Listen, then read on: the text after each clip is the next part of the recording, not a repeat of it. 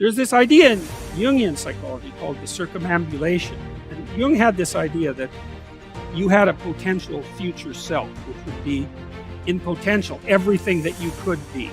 And that it manifests itself moment to moment in your present life by making you interested in things. And the things that you're interested in are the things that would guide you along the path that would lead you to maximal development. Now, it sounds like a metaphysical idea or a mystical idea even, but it's not. It's not. It's a really profoundly biological idea. The idea is something like, well, you're set up so that you're automatically interested in those things that would fully expand you as a well-adapted creature.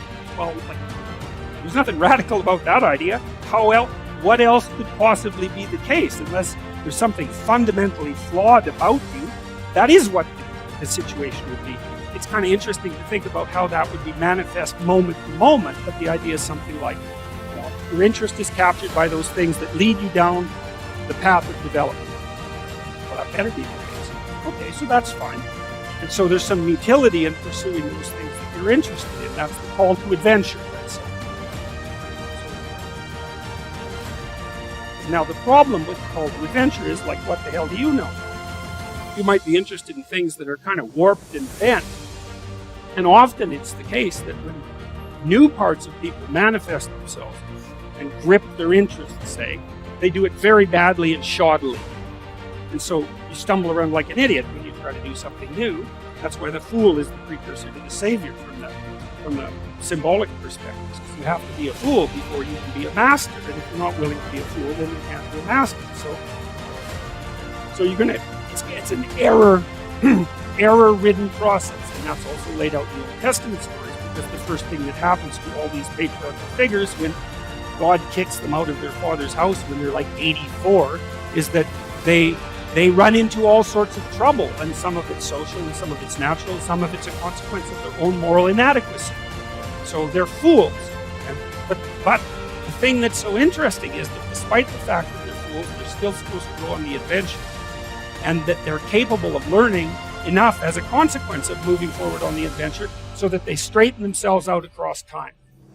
And so it's something like this circumambulation that Jung talked about was this continual, we'll return to this continual circling in some sense of who you could be. You might notice, for example, that there are themes in your life. You know, when you go back across your experiences, you see you kind of have your typical experience that sort of repeats itself. And there might be variation on it, like a musical theme, but it's like you're circling yourself and getting closer to yourself as you move across time. That's the circumambulation. Now, remember that for a second as we go back.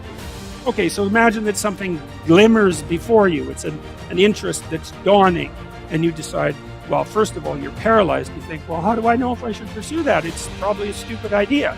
And the proper response to that is, you're right, it probably is a stupid idea, because almost all ideas are stupid. And so the probability that as you move forward on your adventure that you're going to get it right the first time is zero. It's just not going to happen.